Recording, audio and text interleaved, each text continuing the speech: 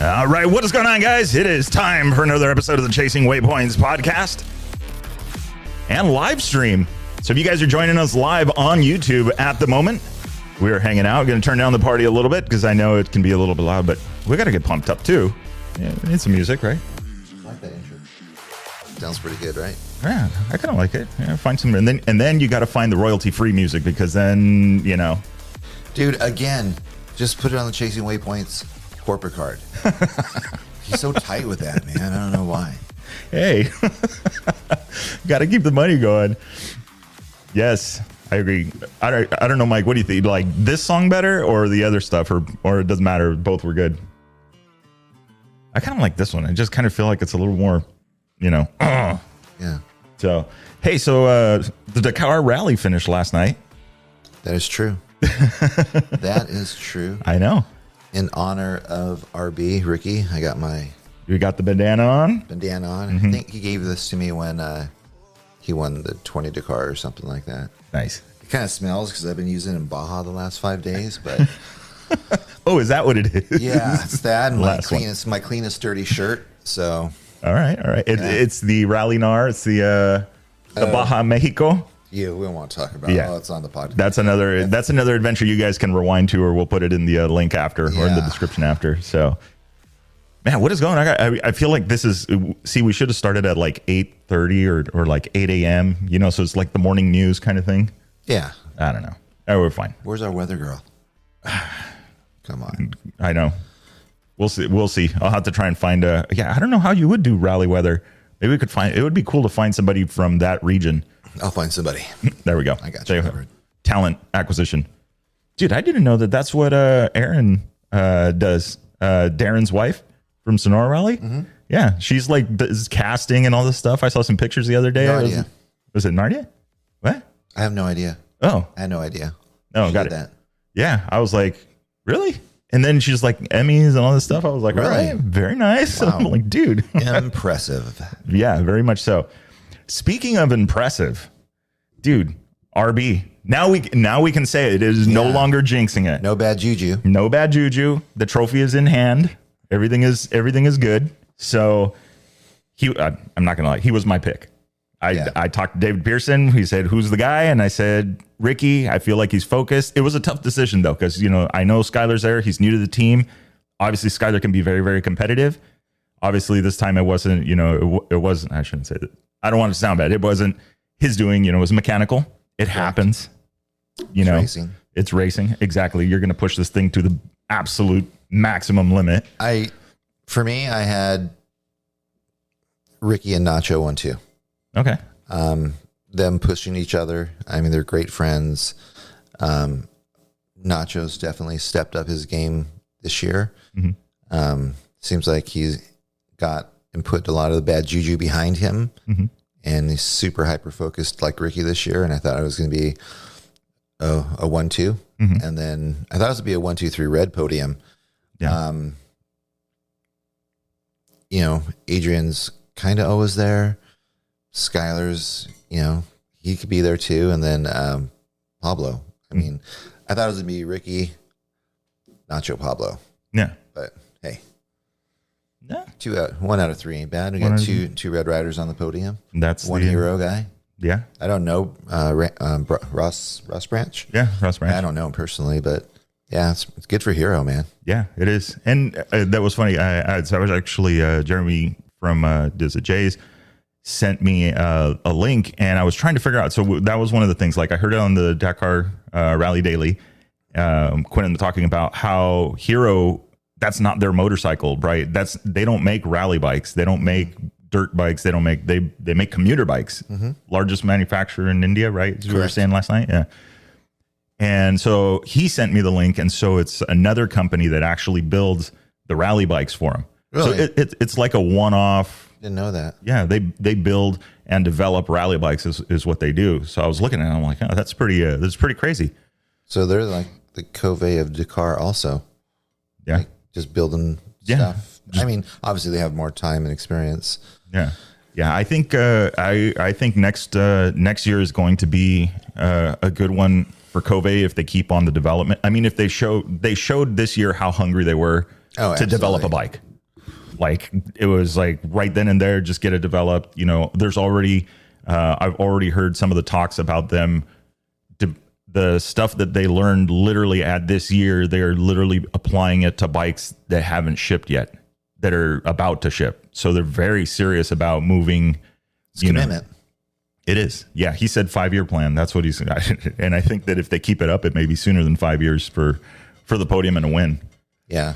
I mean, for a rider, typically, you know, Johnny tells the guys, it's 5 years. It's going to take 5 years to learn, understand, see how everything works. And I think that's what it was for Ricky. It was 5 years. Yeah. Yeah. Yeah, absolutely.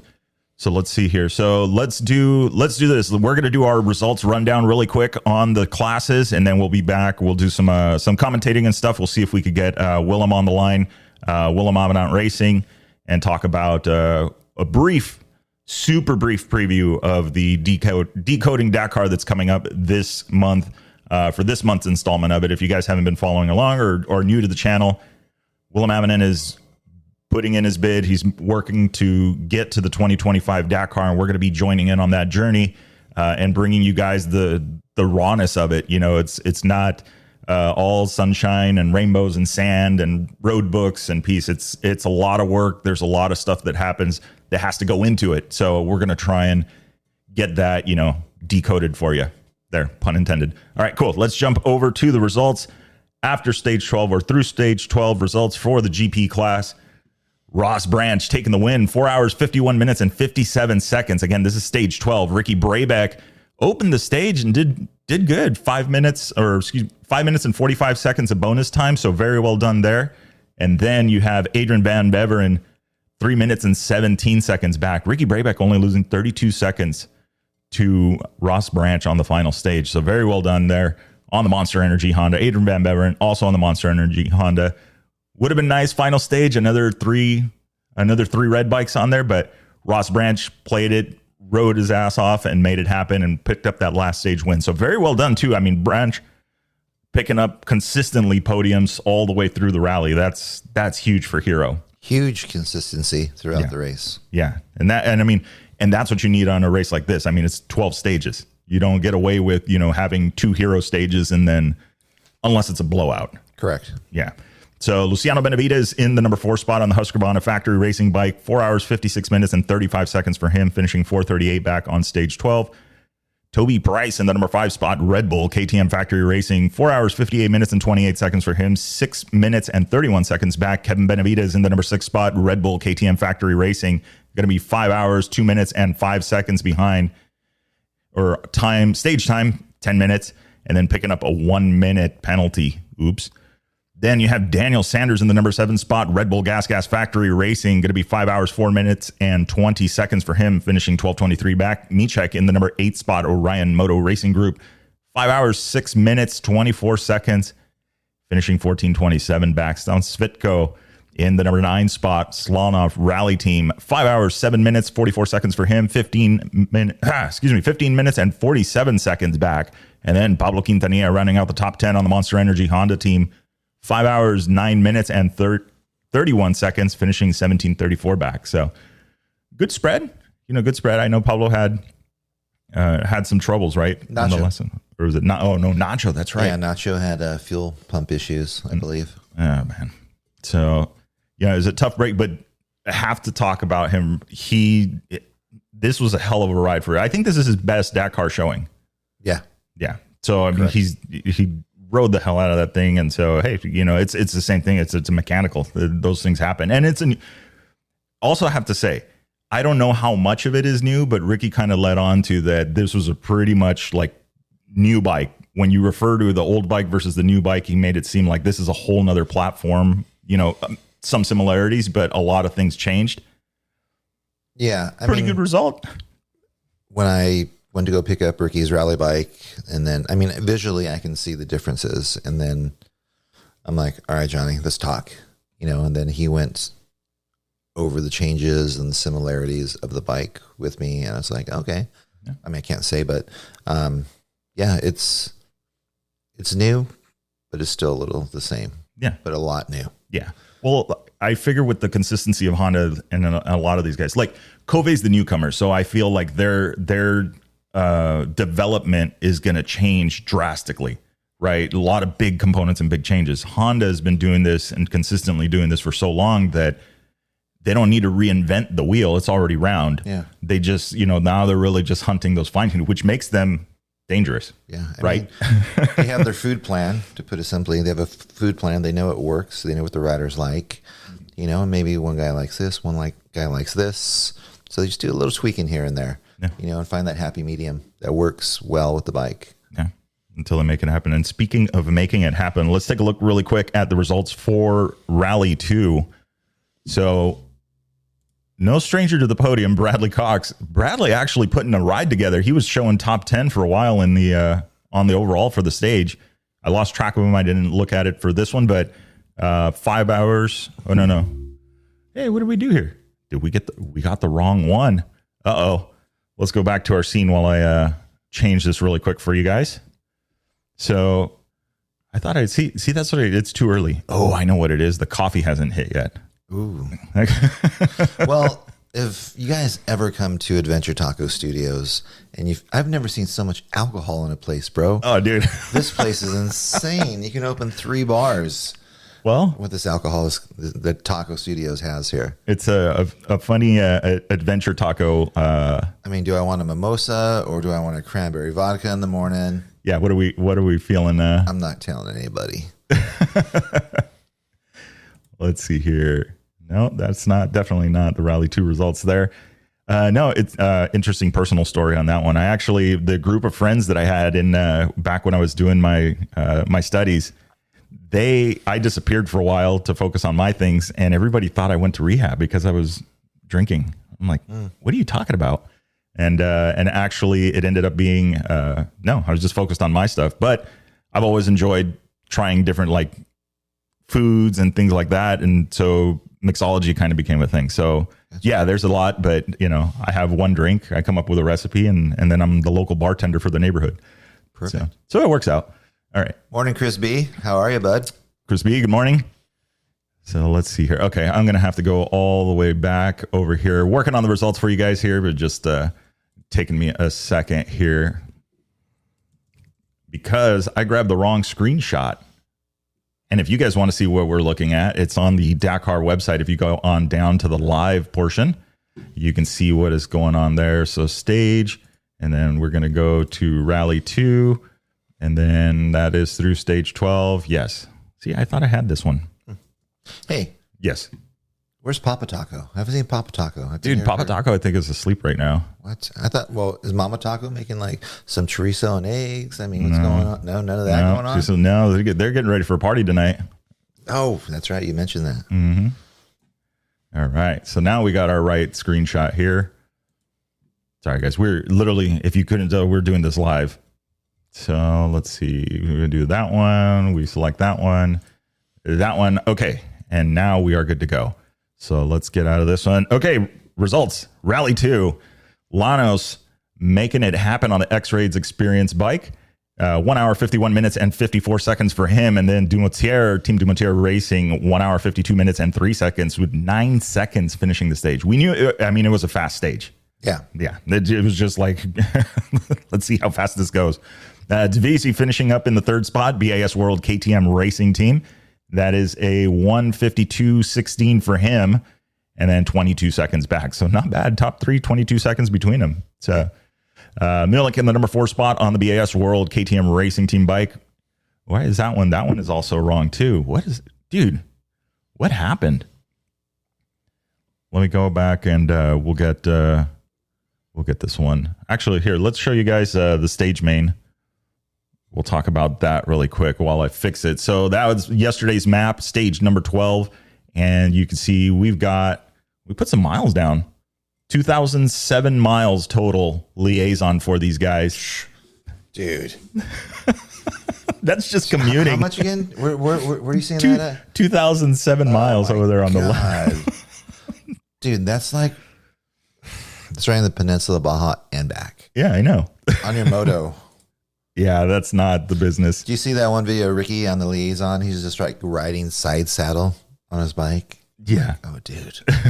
How horrible is that? Well, yeah. I mean, you have no other choice. I mean, you got to commute.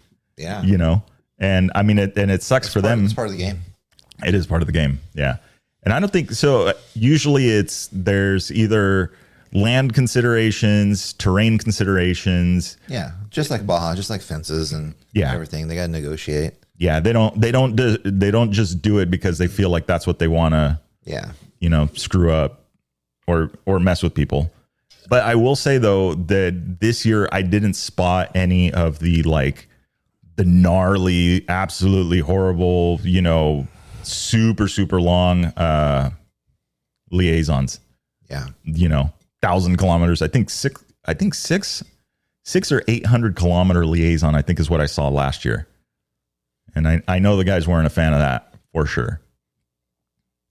Hey, who's this episode powered by? Who's the sponsor? This now? one? Motominded, or who do you got? Yeah, we're powered by Motominded this year. Dude, Motominded. Thanks, I know. Dude. Gracias. Can you make another deposit so we can bump up the corporate credit card? It's really important for us. Not Vic, but the rest of us. So we have mouths to feed. No, all joking aside, yeah, hats off to the crew at Motominded, Chris and the team there. We really appreciate the support from you guys. And absolutely, I mean, we're looking forward to it. We got a whole year coming. I'm not going to talk about my bike because then we're going to get into the why haven't you ridden it conversation. Yeah, let's go check out your garage after this is over. No. I want to see the progress. Why? Why not? All right. Almost there, guys. Sorry. And okay. Now we can officially talk about the results that I can't seem. I swear I did this too. We were literally just talking and getting ready when this was all going down. I kind of made you just do it last minute, so I'll take the bullet on that. No. Okay, so Bradley Cox finishing up fourth on stage number 12, BAS World KTM Racing Team, 1 hour, 52 minutes and 59 seconds, 1 minute, 5 seconds back. And then Harriet Noah in the number 5 spot, Sherco TBS Rally Factory, 152.59 for him, finishing 105 back. LePon in the number 6 spot, Deuced Rally Team, 1 hour, 54 minutes and 21 seconds for him. And then 227 back. Monstari on the Fantic, the only Fantic I've seen. Jane, I think, though, is on Fantic, that one girl, the hard enduro champ or something like that. She's rad, dude. She's for sure rad. That's some gnarliness there. All right. In the number 7 spot on the Fantic Racing Rally Team, 1 hour, 54 minutes and 49 seconds, finishing 255 back. That's Montanari. Mulek in the number 8 spot, BAS World KTM Racing Team, 154.54 for him, finishing 3 minutes back. And then Durage in the number 9 spot, Orion Moto Racing Group, 156.19 for him, 4 minutes, 25 seconds back. And then Ebster in the 10 spot, Keeney Rally Racing Team, 158.14. So not bad. 6 minutes, 20 seconds separating the top 10. Close battle up top. Rally 2. Harith Noah finally finding out that he won the Dakar. Yeah. I won? Really? Yeah, I know, right? Yeah. I want to see he finished like 11th overall. Yeah, dude, he was up there. Yeah, for sure. Yeah, this is a very impressive ride for him. So and Sherco. Yeah, I mean, that's good publicity for Sherco. I mean, we don't know. I don't know what their plans are. I mean, they've been present at a few of these already. Yeah, they're big in Endurocross and with the Abbots. I think he's on a Sherco. Yeah. Personally, I haven't even seen one. No? Close up. We'll have to check it out. Maybe at the SoCal Rally, there'll be one floating. They got a dealer in San Diego. We just put the card on it again. No, I'm supposed to get a Cove. Oh, okay. Yeah. Let's get a Cove instead. We'll get some Coves for the fleet. One bike. Oh, come on, bruh. I would just start collecting them. And Willem, Ross fought hard. He absolutely did.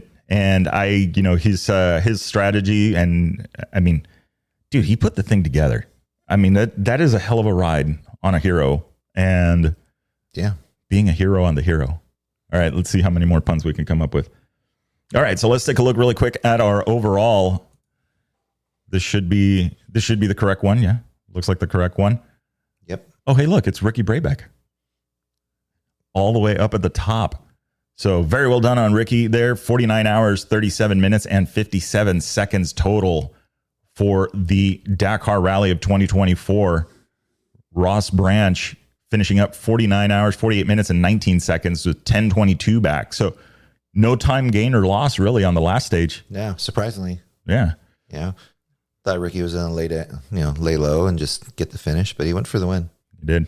I think that was the whole year was just, I feel like Ricky was kind of undercover and focused the whole year, and then all of a sudden it's like, bam. Yeah, I think they're going to go for the whole series. Yeah. Pretty sure. That would be nice. If they do that, I think then I'm gonna do the coverage on it like this year. Oh yeah, you should. Absolutely. Yeah. That would be rad to do it. Yeah. And then yeah. So I'm not sure. Well, if one guy does it, I'm sure they're all going to do it. Yeah. How many bikes? And it really depends on their contract. Cause like talking with Ricky and stuff or Johnny or whomever, or whatever, I have so many conversations.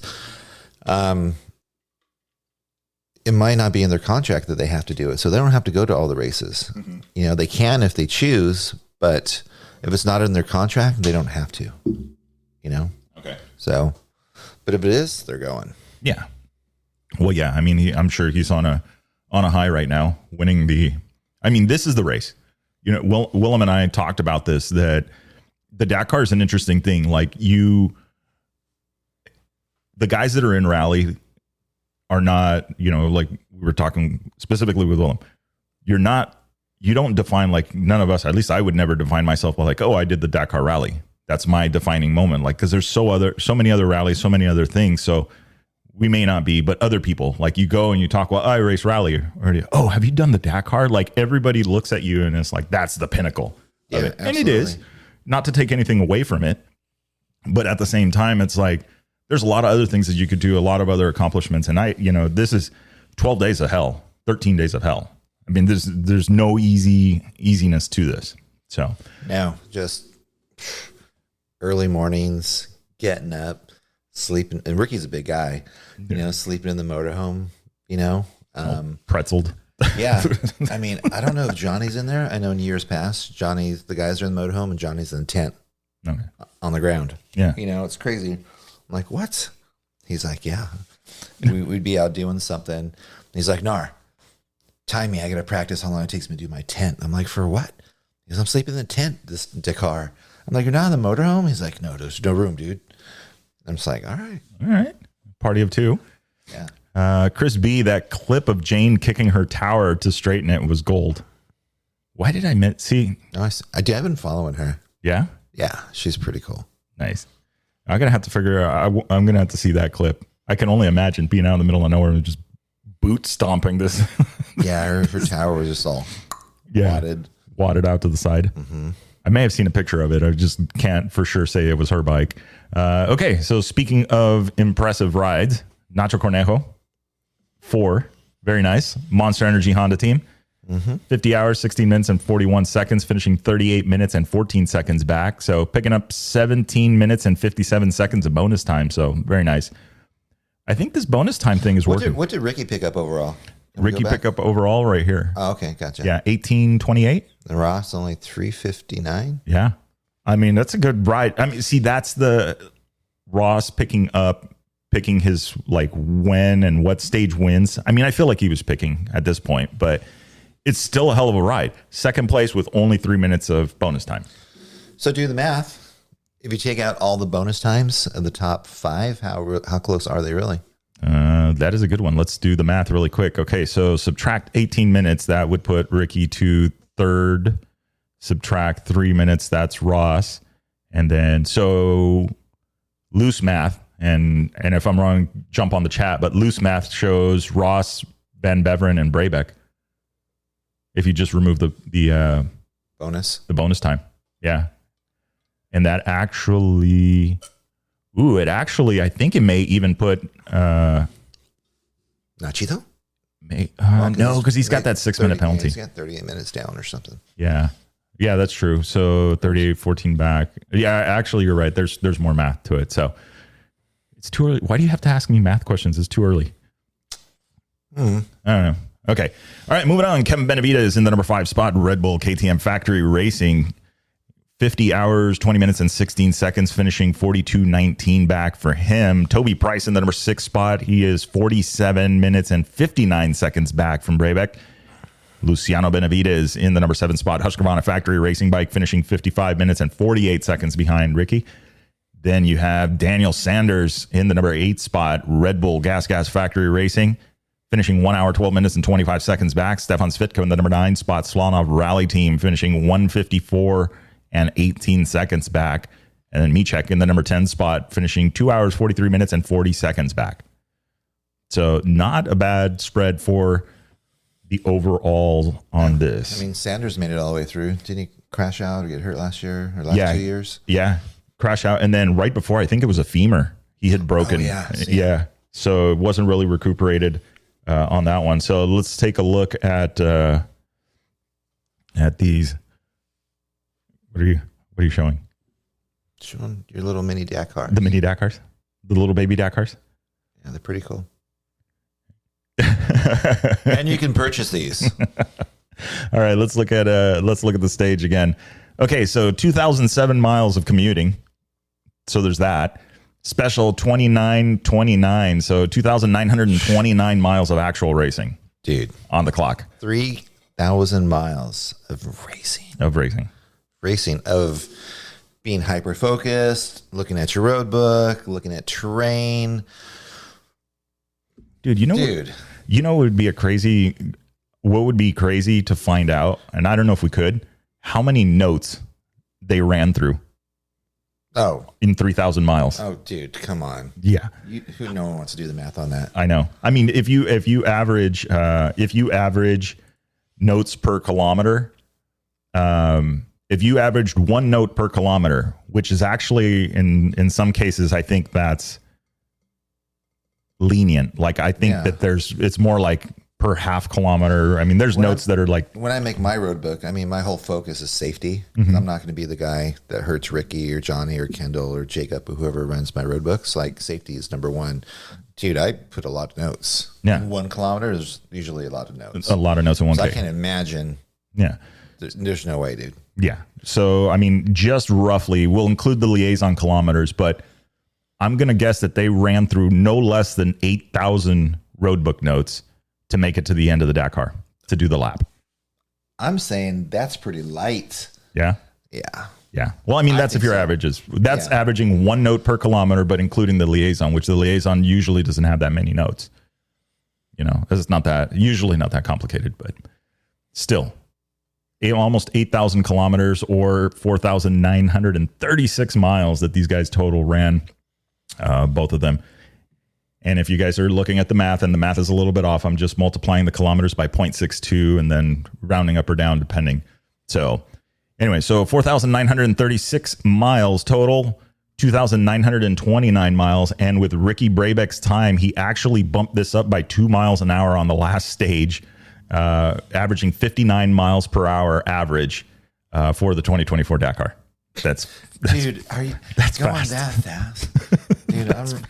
Dude, I'm reading my road books. I'm like, I'm as fast as a salted snail. You know, I'm just like, I'm like, oh, there goes Philip past me again. No, I'm kidding.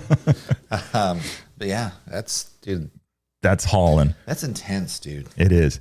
Yeah, I'm curious to compare that. I think the Bajas are like 52. I think some, depending on what it is, if it's a peninsula run or if it's a loop. Depends on the year, terrain, pre-running. There's so many factors. Yeah, exactly. Yeah, by the time the bikes get there and all the trophy pre-runners have gone through. Yeah, they're like low 50-ishes average. Yeah. So, yeah, that's pretty unique. So, all right. So we know what our overall was, the top 10 on the bikes. We could do a little bit of looking around on some of the other guys because we have another one. There's another badass amongst them, and we'll go on that one. Make sure, there it is, and there he is, Mr. Kyle McCoy, 10th. Yeah, is that the overall standings? Yeah, this is their overall for the Malamoto class. Yeah, Tobias Ebster making it happen, 58 hours for him. But I mean, so for those playing the home game. I'm sorry to interrupt you. Yeah. But look at that, no penalties for Kyle. Right there, right? Yeah. That's good. Kyle, Holy hell, man. Very well done. Dude, everybody in the class has penalties. 37 minutes, 43 minutes, 36 minutes of penalty. Mr. McCoy, 0. Yeah. Clean run. Yeah. Yeah. I know the verbiage when they come in and the rally comp is not showing anything. I just tell them, clean run. So very well done. I mean, you're talking speed zones, waypoints, getting every waypoint, making everything. I mean, it's boggling. I think with 0 penalties, I would think he would automatically be a little bit higher in the rankings, but who knows what happened. Yeah.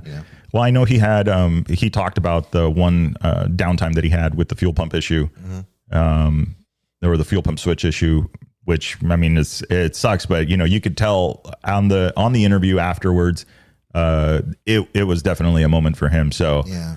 But he pulled through. I mean, 78 hours, dude. That is a long day. So first Malimoto guy, 58 hours. What was Ricky's time? Ricky, the difference. Malimoto and Ricky.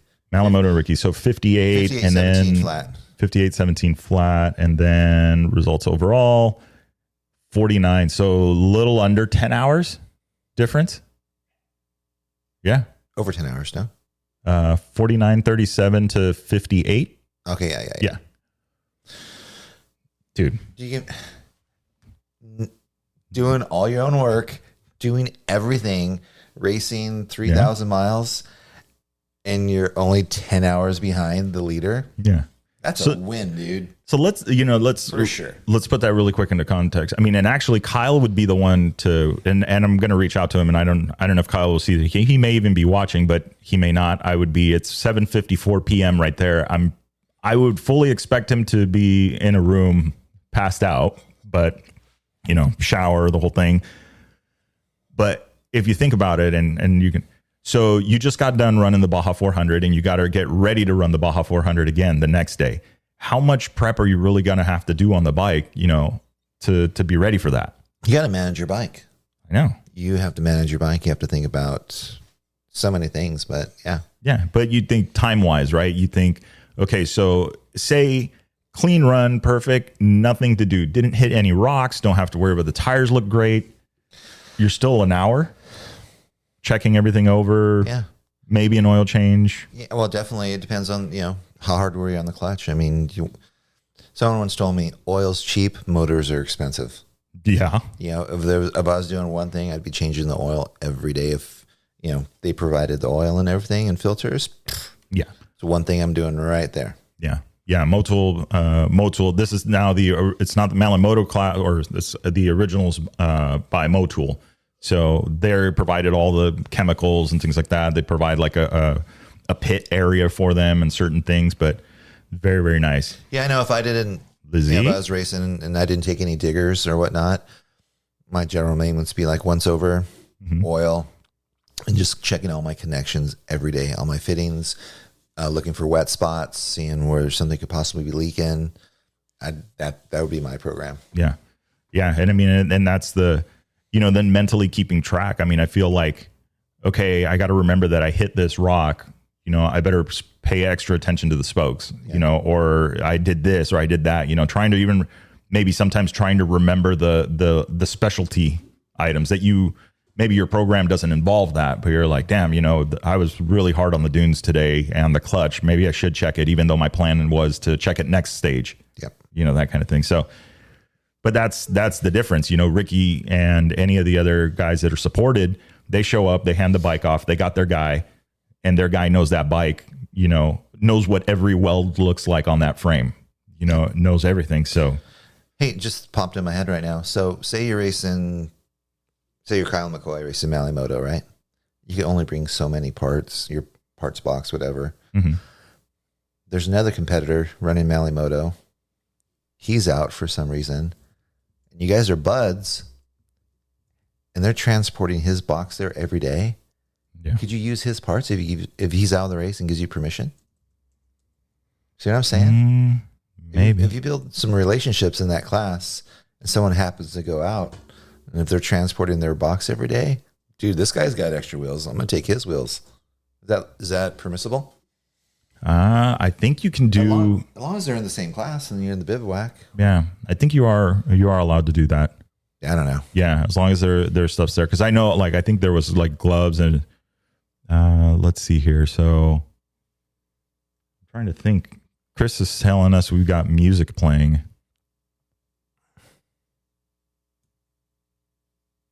Let me see here. Oh, I think they're. Oh, I didn't notice that. It's the Dakar music. Oh, thank you guys. So this is like when you have 63 tabs open and you don't know which one is actually playing. So there. All right. Thank you guys. So yes, music playing over your voices. All right. Hopefully it wasn't too horribly loud, and we were slightly louder than that.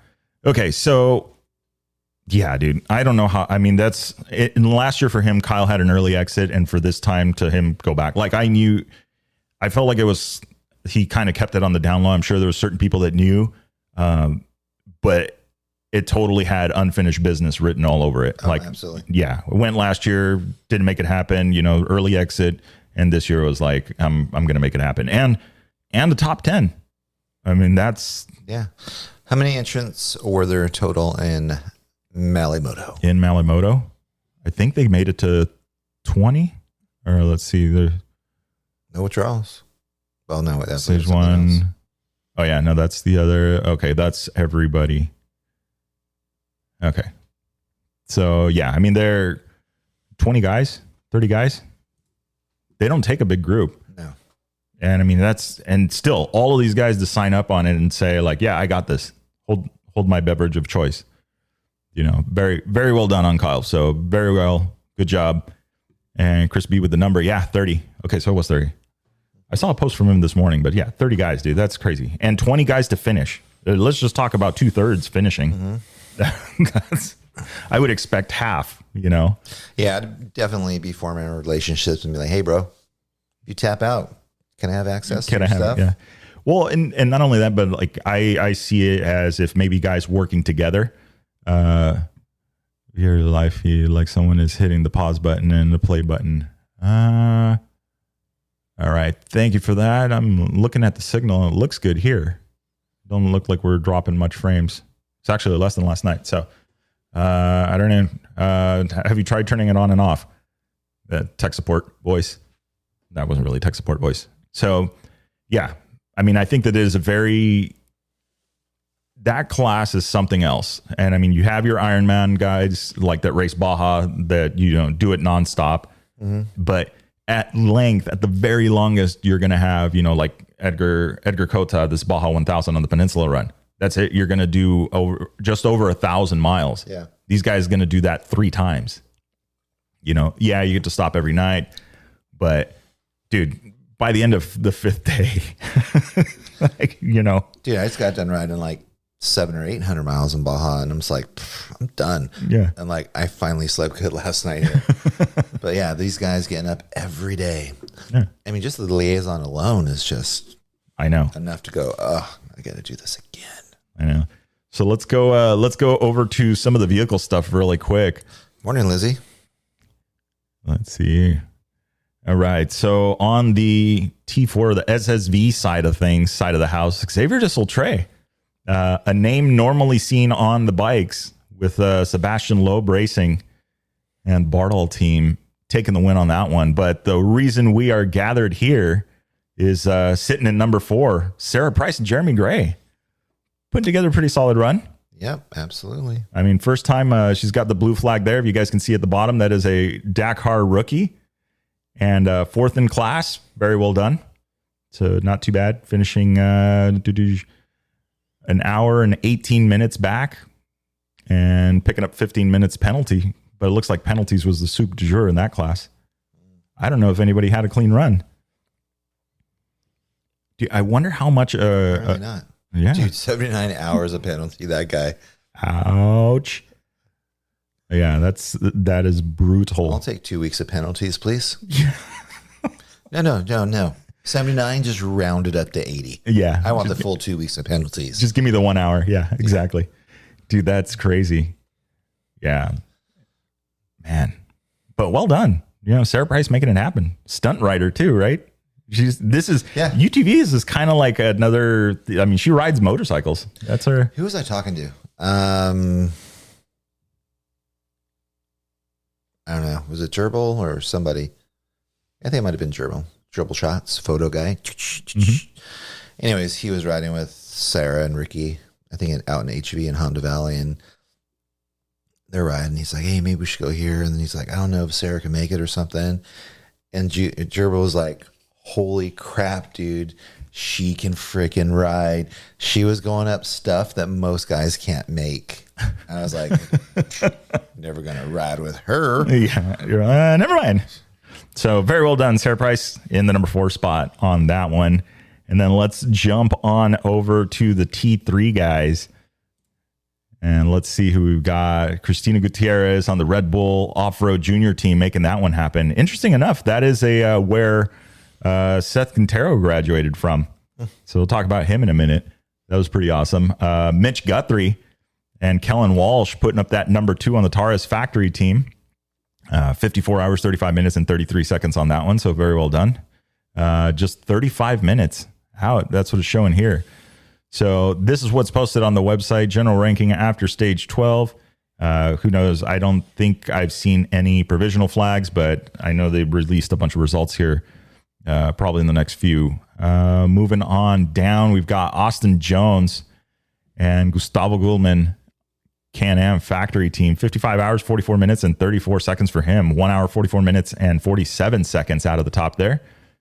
And then let's talk about Francisco Lopez. Look at that. No penalties. Clean run. Yeah. Very nice. So, and, okay, well, he's got the legend flag on him. So he's done this a few times. Couple times. Yeah. Very well done. And all right, let's see here.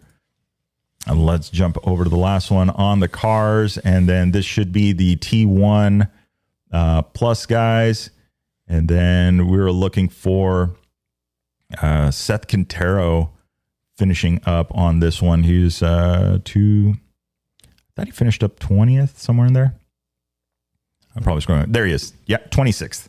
So Toyota Gazoo Racing in the T1 plus category, finishing 117 hours and 20 minutes, picking up 67 hours behind, 54 hours in penalties there. So tough go for him, but not bad for the debut in the T1 plus category. So, I mean, that's pretty good to go from a UTV to basically the trophy trucks of Dakar. Hey, I know it's probably not on your list, but what about, is it called the M1 class or the T1000 class? Can we check that out? The T1. Oh, yeah. I want to see what Jamie Campbell did. I kind of know what he did. I think they finished on the the stage on the podium, but I think they were like 4th. But dude, to get that and just a hydrogen powered the heist, to go out there. I mean, so in that class, I don't know. I'll have to reach out to Jamie, and I'm not sure if they're all hydrogen or they're battery for his class, or they can use any alternative fuel that they want. I'm not sure if they're limited or whatever goes. I'm not sure. Yeah, that's a hydrogen power. So it doesn't really say though what their use and finisher 100%. Okay, so it gives you number 1 guy finished 100% of the stages. Number 2 guy finished 98% of the stages. 3 guy 96, and Jamie and Bruno finished 89% of the stages. Yeah. So I mean, not so very interesting. It's not a time thing; it's a distance thing. Yeah, and they're running a varied course. And talking with Jamie while he's out there, dude, I was so pumped. I'm in the airport going to Oklahoma, and then I'm talking to Jamie, and he's in Dakar, and I was like, "It's so crazy." Yeah. I don't know what. I mean, I think it's a cool concept. It'll be cool to see these guys start going further distances. Obviously, it's not. And I mean, I can tell you that the 1030 car, the KH7 Energy, that's a big truck. That's not a little. They're different class, or they're different cars in the same class, basically. Yeah. So, but still, I mean, it's a great showing. And I mean, and Jamie Campbell, no stranger to building race cars. Absolutely not. Yeah. So some championship winning cars from Raceco. Yep. So very nice to see that. I mean, hopefully we see him back. You know, it would be interesting. Oh, if this was the bug. I know it'd be interesting because I know some people. I feel like this is going to be a ride your bike more. No. Oh, okay. And we can probably bring 2 more on. Is enter the Motorhome World Championships on the corporate card.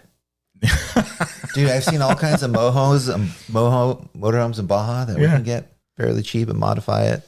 As long as they have a diesel motor, because I feel diesel is more readily available in those parts of the world. We can make that happen. All right.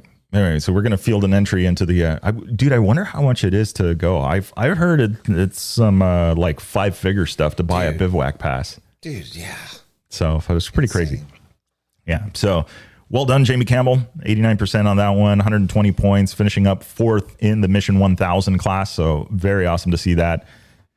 That is going to be, that's a good, I think they're on the right track with this. I think it'll be cool with the alternative fuels, as long as we still have motorcycles and they don't force everybody to go to some hybrid 2-stroke with battery power thing. Yeah, that'd be horrible. Speaking of which, we saw that last night, right? The that bike coming around. I think that's the bike. Maybe this is sound bad. That's the bike that Jamie was welding on, using some of his dime skills there. Yeah. I mean, if you look at the video too, if you really study it, you can see when that guy's air vest deploys. Oh, it deploys? Yeah. Very nice. So that's an interesting one. Have you heard any feedback from Ricky or any of the Honda team, any of those guys on? When it first came out, it was a little, but they got it fitted pretty good, and they like it. Nice. Yeah, I kind of figured that is where, I mean, I think that's where it's headed. That, they're trying a bunch of different things. I know the Leots, when that first came out, the neck braces, that was like everybody was on that one, and then slowly but surely they started to kind of melt away. Mm-hmm. There's still a lot of riders using them, but there's a lot more riders that used to and not anymore. Yeah, I don't know. If anything, I use a neck roll, and then I was with my buddy Sandeep the last 5 days in Baja, and he's a brain and spinal surgeon, and we're talking about that, and he's like, well, might help, might not. Yeah. He's on the fence himself, and he repairs spines and brains for a living, so I don't know. Now, is this on the Leot or the airbag? No, I'm talking about like the Leot, the neck braces. Okay. Yeah. Well, I think that one, like the knee braces, that it moves it moves the force of impact elsewhere. So more collarbones. Yeah. So yeah, maybe not, but yeah, I guess that's what's the lesser of two evils, is the what broken bone versus what broken bone. Absolutely. That's going to be a tough one on that one. So very well done. I mean, what else do we got? I mean, we had a pretty good ride for all these guys. What classes are we forgetting? I mean, there's a bunch of classes that they're, the Dakar class. I got to say the Dakar Classic was cool. I liked, I'm kind of partial to the old Porsches and the old kind of vintage Dakar, Yeah, absolutely. Which is interesting though. What about, the women's class? They have a women's class, correct though? I think they did a women's class, but let's see let's explore, ranking Rally 2 women's trophy. Jane Daniels, 69 hours, 45 minutes, and 2 seconds. Let's make sure she was the only one. We hit withdrawals. But that it's because it shows everybody in the withdrawals. Oh, it does? Yeah. I thought since we were just clicked on that class that it would show just that class. Yeah. No, it doesn't. But very nice from Great Britain. I'm going to see, I have a message to her on Instagram to try and get a hold of her. It would be cool to do it in the bivouac with her and just kind of figure out because for her, she comes from a whole different discipline of riding. Mm-hmm. So it's awesome to see that. I mean, obviously you got to be tough. Picking up 27 minutes of penalty. So those are not. That would have been like 160 hours of penalties. There were 2 women on bikes. Thanks, Chris. Do you recall who the other one was? I think you mentioned it last night. It was Jane and then one other. You did say the name. Let's see here. What else we got? Those are the ranking FIA Women's Trophy, T4 Rookie Challenge. Ranking is coming, so nothing there. That'll be an interesting one to see because I think Sarah might be part of that one. Yeah. let's see here. What else we got? I think we're pretty caught up. We got all these different classes. I think this is the T1, T1.2, T1.U Ultimate. Carlos Sainz laying it down. El Matador. 48 hours, 15 minutes. What did that look like? Yeah, laid it down. So in the cars, Team Audi Sport, 48 hours, 15 minutes, and 18 seconds for Carlos Sainz. How does that compare to Ricky's time? 15. Overall, there we go. Beat him. 49.37, yeah. So yeah, he's in a cage and he's got a window. So yeah, how fair is that? And he's got help. Yeah, absolutely. He has a co-dog. Hey, I don't know if I heard it here or in talking with someone. They place top 3 on the stage, they get a medal. Mm-hmm. They have to pay. They have to pay the organization, Dakar, a fee if they get for their medal, if they get one. Yeah. If they trophy that stage. So yeah, that's weird. I thought that was weird. You think that would just be included.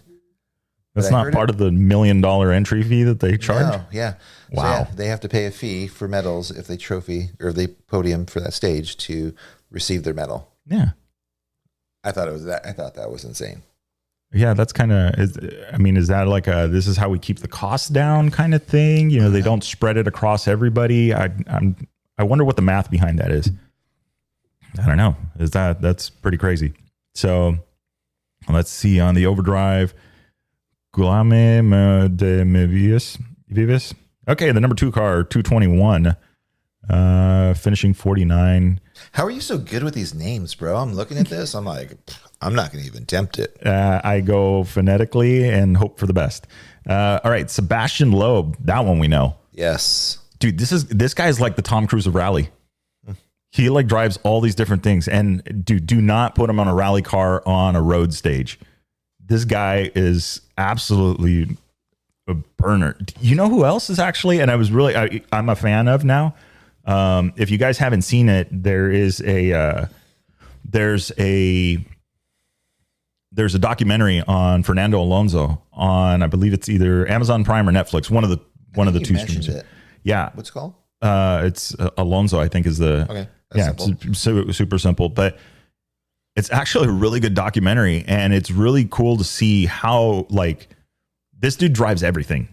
He's one of the, he enjoys motorsport, and it was really cool seeing kind of a look, but he does the Dakar in that, they show his bid at the Dakar and all of the stuff that he went through. And it was really cool to see that. And it's pretty awesome to see some of the behind the scenes stuff that we don't really normally get to see.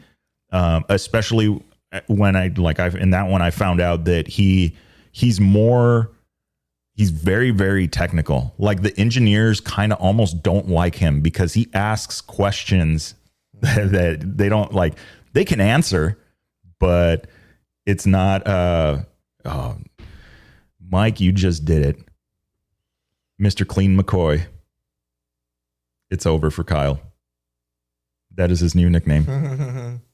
Mr. Clean McCoy. Kind of makes Mr. Clean look dirty. Yeah, dude, you don't race 3,000 miles. 0 penalties. Yeah. Or 5,000 miles because you can get penalties on a liaison. Yeah, absolutely. Yeah. And not only that, I think they broadcast it to even if the cops don't stop you, the Dakar will, and they fine you. Mm-hmm. Yeah. So I sent Johnny a message this morning because I was laying there in bed when I woke up, and I was like, okay, we won. So I said, hey, proud of you again, buddy. Love you, Saba Muher. That's his nickname. Great job. And then he just wrote back. He's like, Nar, thanks for your efforts and the love on the sport. Nice. Blah, blah, blah. So yeah, super pumped for Johnny, dude. I mean,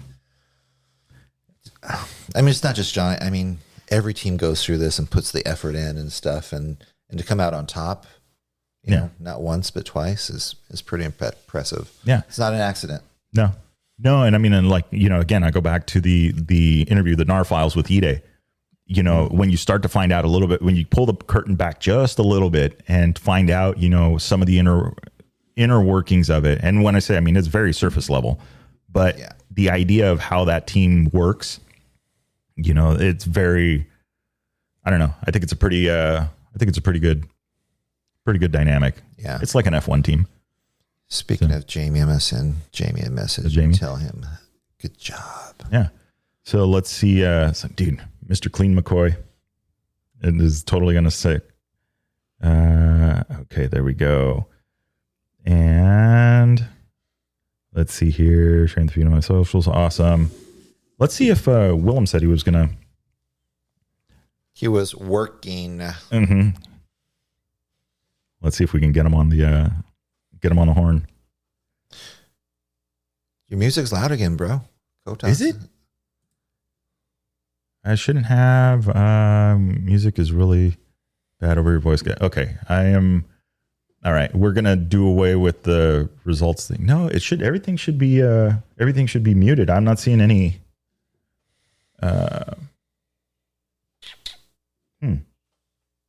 Looking. No, nothing there. Nothing should be. No, we've only got this tab open. Don't see anything. Anybody else hearing what he's hearing? Yeah. Do we still have music going?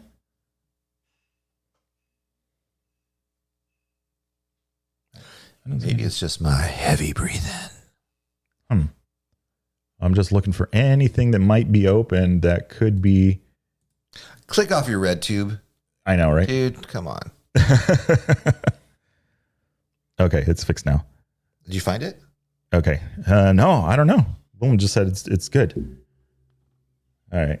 We're yeah. This is new software for me. So it says it's just us, so yeah. No, we're good to go now. Okay, so now let's see. I'm kind of warm in this. Is it? Yeah, I am. Okay, no music now.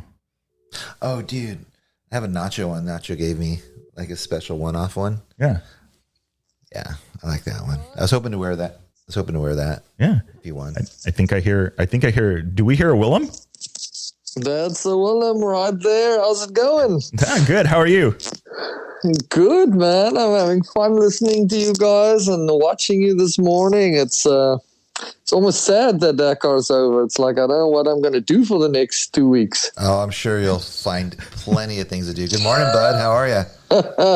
I'm good, man. I'm good. I've been telling everybody your bomber story and you're getting your bike going in the middle of nowhere with the threat of leaving it there. Oh, that's dude, like when I was telling the story yesterday and then to Sandeep, and then I was like, and then I'm like, I'm in a worse spot than the first time.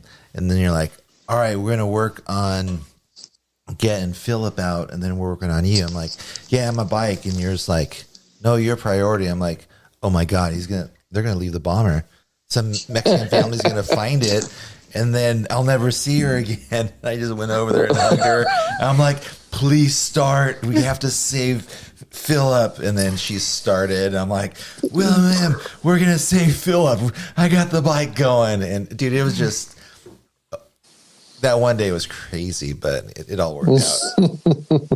Yeah, no, it's like that's up there with my rally stories. I'm like, if Will ever wanted to get a bike started, that you had the will, man. You proved it. We had to save Philip, bro. That was it. We had to save Philip. Well, we'll have to check with Scotty, but Philip said to me he's coming back, so hopefully we're gonna see you at the start line as well. I'm like, and everyone's asking me, you can do it again? You can do it again? I'm like, I got some other fires or some other irons in the fire. So, I mean, I don't know. Maybe not. We'll see. Look, if it was me, I'd probably not do it on a Honda, but whoa, that's just me. You know what? It's funny. Like I've owned the Shots fired. Yeah, I've owned the bomber. Johnny gave me the bomber, and she was never touched since the 12 Dakar. Motor's never been cracked.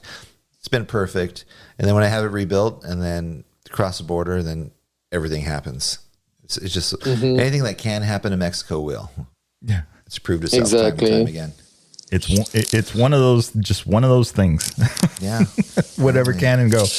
So Willem, what did you think? I was listening to you guys, and I don't know if you guys how deep you've dove into this thing, but the funny thing to me is if you go and look at the times, the time difference that Ross made up on the first day, or the difference between Ross and Ricky on day one, was pretty much the same time difference that they finished with, just reversed as far as Ricky made up that time on Ross over the race. So I was so at the edge of my seat. I'm a big Ross fan just because I know him and I've raced with him, and I mean both of them are super nice guys, but it's like home terrain versus foreign terrain, so I'm very, very happy Ricky won, but I was rooting for Ross. I wanted Ross to win. No. And at the end of the day, the faster rider won. I mean, I think that Ricky gave us a masterclass at how to manage a race like this at that level. I mean, he was just so freaking consistent every single day. And I kept on thinking that the Honda team is kind of going to surround Ross, and, Ross has no backup out there, but that was never the case. Each Honda was actually riding their own race. And I think Adrien was really pushing. I think Adrien, if any, he was hungry for a better podium. So I think he needed to put up some results. Like, I don't think he's had too many lately. So, I mean, podium at Dakar, what more do you want than that? Yeah. And I think, has he had a podium ever? I think this might be his first. No, he was with was he with Yamaha He was before? with Yamaha. He was with Yamaha and Shorty when that folded and then came to us. Hey, William, how old is Branch? Do you know?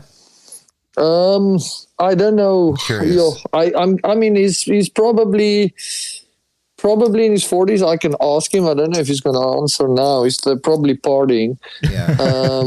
But yeah, look, he's definitely been, especially in South Africa. I mean, in South Africa and Botswana, where he comes from, he's a national hero in Botswana. Like, there's somebody sent me a picture of the billboards in Botswana in the country all have what stage it is today. Really? Dude, and that's so exactly cool. Like, the whole, I can promise you that if he lands in Botswana, if the president don't meet him, there will be thousands of people like greeting him at the airport. It's a big deal for him. That's pretty amazing.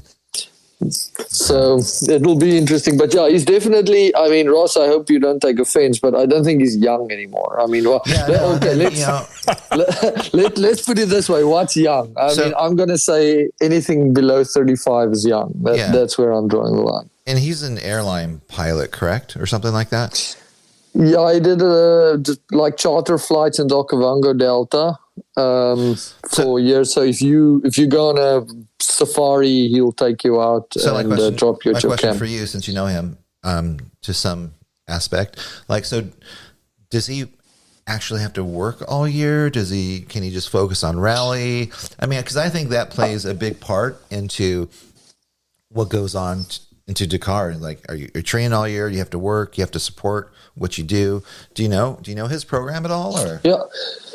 So look, I think when it all started, I don't know if you could pull up his profile on the screen there on the Dakar website, but I think when he started, it was a big deal where everybody got it behind him and pushed. I mean, I think he did his first one with Baz in 2019, around there, and I think 2019 he was the best rookie, and he pushed as a privateer for a very long time, and then there was some, like, when he finally went with Yamaha the year that they folded, I think, according to me, that was the first year where he was a factory rider, because up until then he was pretty much just privateer and funding his own thing, his own way, very much like Mason is doing now. And when Euro picked him up, my understanding at the moment is now he's a full-time racer with Euro. Awesome. But until the Euro thing, that he had to work and train and race. And I might be wrong, but I'm pretty sure that's how it is at the moment. He's full-time racing with Europe. Well, I mean, it paid off this year, second on the podium. So Yeah.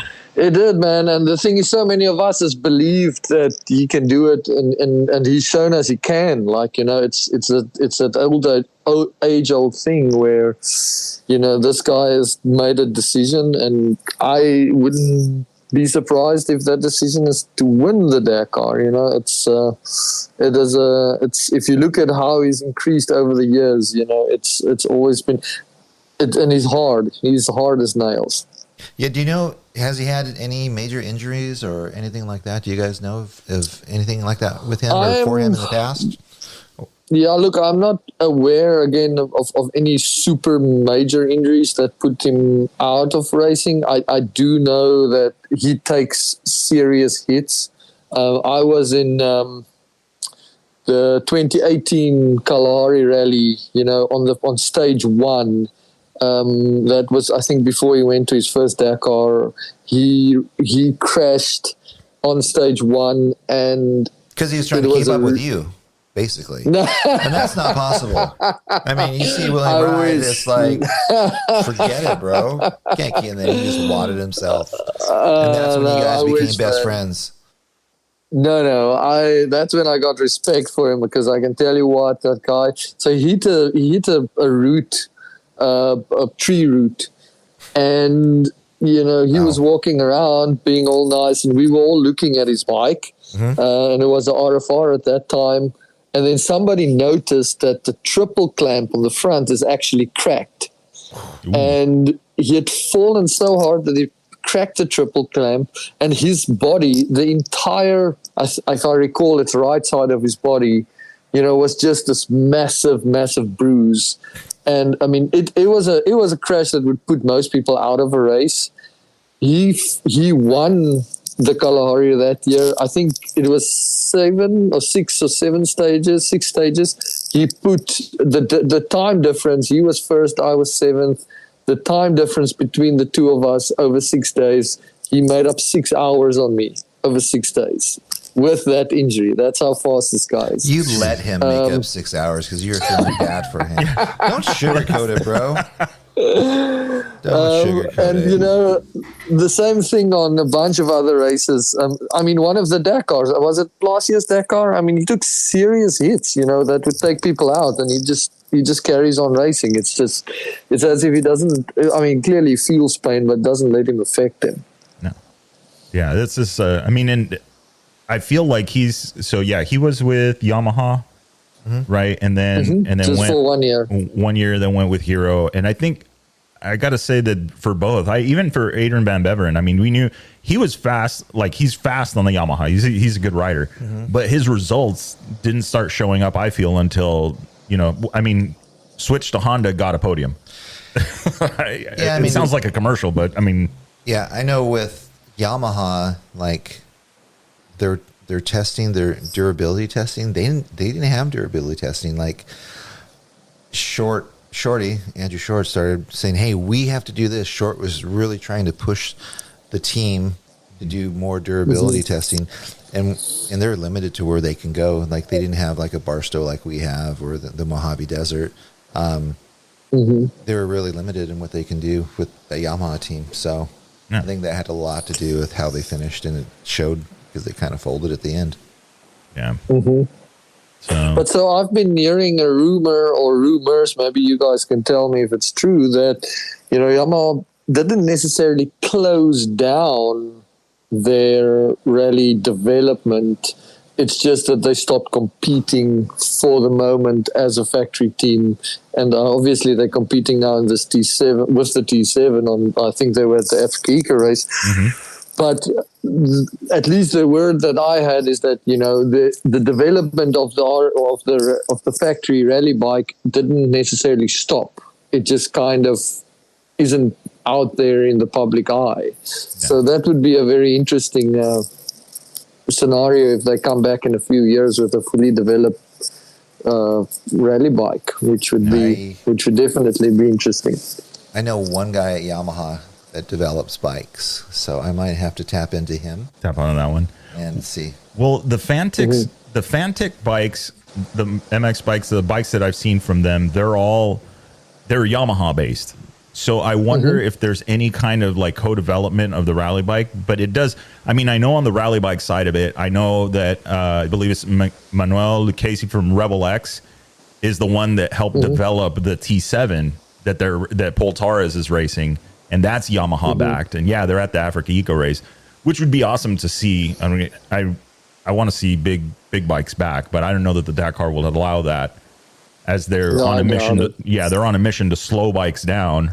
Yeah. You know, and make things more complicated. But yeah, I mean, and then Poltares. I mean, Poltares makes anything look easy. I mean, he's a very talented trials rider, and then you put him on this big ass bike, and he makes it look like he's still riding a 250. It's insane, man. And I think it's more than making it look easy. It also inspires you. I mean, I think I could do a video skit one day of me watching a Poltares video and then going out and trying it. And that's that thing about what you think you look like and what you really look like. Because, I mean, if I tried, it's just a disaster. But, I mean, this guy, like, he inspires you. Like, you see the stuff he does on that bike and you're like, wow, like, okay, at least it's possible. It's just, I'm just not good enough. Yeah, I just got back from like 5 days in Baja. We kind of got trapped on this trail. I'm like, I got to turn this thing around. It wasn't even wide enough to turn it around. And I'm like, oh, I can just pop it up on like 1 foot on the peg. The heel was off cambered. I'm like, I'm just going to pop it in first, pop it and pivot with the clutch in, just like they do in the videos. I can do it. And William, I tried doing it. I got it up. I'm like, oh, I'm going to fall off the side of the hill. I'm like, okay, maybe I won't stand on the bike. Maybe I'll stand on the side of the hill and just do it in sections. But yeah.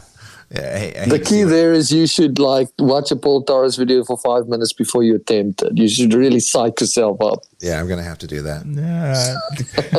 I don't know, dude. I mean, I have to say it. The SoCal rally, it was a video by the guys at who is it? Daniel Sedlak Off-Road School, and then another one from Jimmy Lewis. That was just online video that I watched, and I can tell you that both of them saved my week because it reminded me, and I had never practiced it, but I'm like, well, if they did it in the video, and meanwhile I'm getting an audience. Brendan Crow. I'm on the side of this hill. I think Willem, you were there. That there's I think it was I forget the one of the loops where you were going up and down and riding on the ridgebacks, and there's some really steep hill climbs and downhills. And I make it 3/4 of the way up, and the bike says no more. I'm like, okay, well, this isn't good. I'm facing the wrong way to go, and it was not going to go up anymore. And so just remembered what I saw in the video, started walking. Brendan shows up, makes it look easy, parks on the side of the hill, like no big deal, and I'm just like, and then later on I found out he made that stage on a 790. I'm like, and I'm on a 501, I don't know who made this thing. I would never ride this had I known. And so, but I mean, that's not, but there's some site. I mean, so use videos wisely, I think is the point of the conversation. Yeah, definitely. Yeah. So just because Poltares can do it. Doesn't mean we can do it. No, I agree. That's like I say, I won't show those videos to anybody because it just, it'll be good entertainment. Let's put it that way. I see Nathan from Countershocks is also in. Hi, Nathan. How are you, man? Thanks for tuning in, man. It's good to see you here.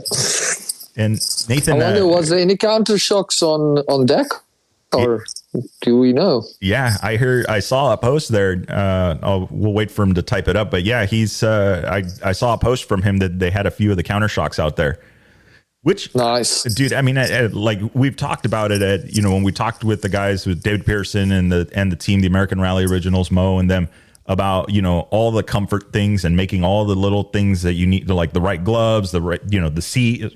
Dave, you're talking about the Noguchi seats, like all of these little things. And I know that the same with the Countershocks. It's one of those things that helps with the vibration on the handlebars. It helps with the arm pump, and it helps with this. So anything, and yeah, maybe you don't notice it on day 1, 2, but man, day 10, I bet, I bet your hands are definitely helping. So he's saying at least 2. So very nice. That's awesome. Yeah, I've been using one now for the last 12 days. So I was out down in South Africa training for. I'm having my own mini Dakar, just riding for 12 days straight every day. And before that, I used it at, I think, Coast to Coast and at Baja. And at both the rallies, I did really well. And and as he's like, well, yeah, it's because you had your counter shock on. So it really, definitely, I can feel a difference in the fatigue thing. I'm not good enough to feel this difference that some people talk about as far as, in the corners and shocks. For me, it's a very simple thing. Do I ride faster or not? Mm-hmm. And it seems like when I have the counter shock on, I ride faster for longer with less fatigue than if I don't. So, in my, let's call it amateur view, that works for me. Yeah.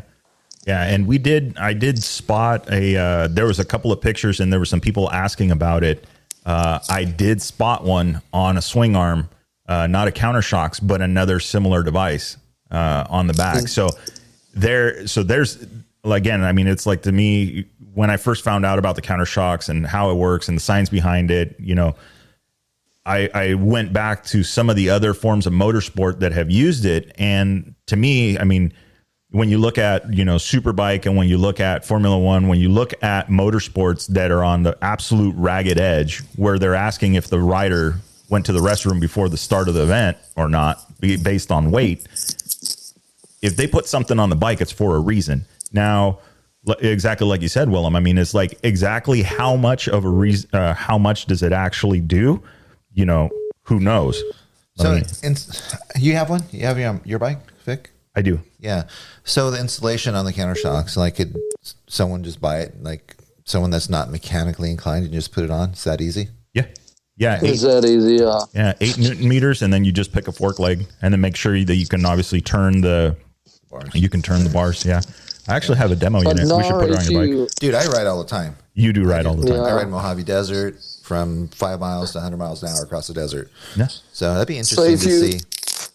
If you put one on your bike, just make sure you use the code. I think the code's Dakar, because Nathan has been very kind. He's going to donate, I think, $50 per counter shock that he sells towards my Dakar fund. So cool. Nice. If you do get yourself one, make sure that you use that. Yeah, I think it's Dakar, the code. So. And do you know the cost on that, on those, where they run? They're $350. Yeah. Well, that's not horrible. Yeah, no. I mean, it's cheaper than compared to a shock upgrade. Yeah. Yeah, and and on it, what I noticed, right? I used it on the adventure bike, so lots of unsprung mat, like lots of weight, dual rotors, big heavy Galfer rotors, big dual caliper setup. And what I noticed without touching the clickers was I think a lot of people, there's a certain speed where a graded road turns to glass, where even with the chop in it, it just kind of fades, right? You find that balance point. The counter shocks lowered the speed. So if I had to do 50 to get it to feel like no more vibration on the bars, where it just kind of felt smooth again, the counter shocks lowered that by, I want to say, almost like 10 miles an hour. So like it made you go slower? I don't know if No. At the speed. No, wait. Yes. No, I am hero. I ride fast. No, it's it was. So I just immediately chalked that up to, okay, well, so now less fatigue on my hands. And then, and mind you, admittedly, I have poor form. Like I feel like I have poor form. I know I could improve on that. And so I put a lot of weight on my hands, which you shouldn't really be doing. You should be balanced. You should have that. And so even with me and my horrible posture, or my poor form, and putting a lot of weight on my hands, I noticed that difference. So to me, it translates into 300 miles down the road, I'm not going to be as fatigued from it. And that's just something simple. I mean, it helps. Yeah. So for me, you balance, I mean, to me, like the ideal setup, like, okay, if I went and bought a bike tomorrow and had no time for suspension work and just go, okay, well, if I couldn't throw at least the springs in it, I would do the springs, the counter shocks, and then just focus on the clickers and then find out what it needs. because it does make a difference. I've been racing my whole life. I'm a big suspension guy. And like when I was racing, I'm like, I would run the same trails every time after I got something done because I know how my bike should feel. Mm-hmm. I know to have the supreme confidence in your bike, like, okay, I can hit that rock and I know how my bike's going to react. So like for me, like I do have a Yamaha in my garage that I ride. Got it from the Japanese guys. And I've been playing with suspension on that. Then me and Ron Schuler got it really close at ESR suspension. And it feels really good. But yeah, I'd be interested to try that just to see how big a difference it does make on the trails that I ride all the time. That, you know, like you said, if I normally do 65 miles an hour down this whoop trail, then I'm like, oh, wow. Now I'm in fifth gear when I was normally in fourth. So I wonder if it'd make a difference or not. Exactly. No, with the whoops, it makes a huge. I posted a video from my training about like, you know, and I specifically did it to check the difference, you know, because there is this continuous debate on whether it works or not. So it's like, you know, it's a long section of whoops, and my general speed that I could get through on those whoops with it on was way faster. Maybe I was just fitter, but still I felt more confident on the whoops. It definitely worked more. But Nar, what you say about the suspension and stuff, you know, and the thing about motorcycles and racing is that what I love about it so much is you learn all the time, right? And the way that you said about like a suspension is that thing that's always freaking people out, including myself. I love it. Dude. For me, it's pretty simple. You know, now that I'm learning about it, and there's this fine line between where do you become full of nonsense and you're like, you know, that guy that's just always, the bike's never right, and the guy that just rides the bike. And for this last 12 days, I've said to myself, listen, I'm going to spend time, even if it doesn't feel right to me in the sense of even if I feel like I'm moaning to myself, but I'm going to spend time tuning the bike to the point that I get it, and that the bike, like exactly what you said, that if the bike hits a rock or a stump or whatever, I know how it's going to react. And, you know, it was the most valuable 2 days I've spent. And this is on a bike that I've had my whole life, you know, and simply because I've done that and take that time. So that's a really good tip for anybody that's taking the next step in riding, because that's what I'm learning now. Like for me, like again, when I was, you know, I've won Hare and Hound championships and I've won district championships and blah, blah, blah, and a ton of races. For me, when I was like full-time competitive racer, everyone's like, oh, you got to put cams, you got to do this. And I tell them, I'm like, look, bro, if you can't hold it wide open in every gear in all kinds of terrain, leave your motor stock. You don't need that. If I'm going to put any money into my bike, it's going to be suspension, because that's going to make the world of difference. I love whoops, dude. I just love whoops. I can do, when I was racing Baja, I'm like, I'll take all the whoops. I'll take Felipe. I'll take as many as you want, because I just love whoops and know how to ride them. But with my shoulder injury, you know what? That'd be really good to see if that would help, because my shoulder gets fatigued because I had 4 surgeries and have a hemi in my shoulder. But anyways, I'm getting off track. So back to what I was going to tell you is, you know, I love suspension. I was playing with it. And then one helpful hint I can give you or anyone listening is that when you're out in the trail, you know, that's when you make your adjustments and clicks and stuff like that. So, you know, the shock, the forks, when you make your adjustment, always go in 2 clicks, because you can always remember 2 clicks. Did I go 1 click or 3 clicks? Always my movements when making my suspension adjustments are always 2 clicks. That is such a great tip, because that happened to me. Yeah. And if you're not sure, be like, oh shit, where am I? And then I'm in the desert. Then I'm like, okay. Then I go all the way in, count the clicks, and then I write it in the dirt so I don't forget, because I've had 1,000 concussions and I'm forgetful. I go, okay, that was 16 clicks. Okay, well now I'm going to go back out 16 and add 2 or take away 2 clicks. Always 2 clicks at a time, because you can always remember 2. Yeah, and go by 2s. Yeah. And see, and that's interesting. I've heard the other, or from what I've heard in talking to suspension, like Ty Davis, Zip Tie Racing. Mine. Yeah. Be aggressive. So 2, 4. He's like 4. Your first adjustment is like 4 clicks. Just go big, And then you really notice the difference. And then ooh, no, wrong direction. Well, yeah, I kind of agree with that because if you know your bike and know your suspension, then you're like, oh man, that's way off. Okay. And then for fine tuning for me is 2 clicks. I'm like, it's just, it feels a little heavy in the front.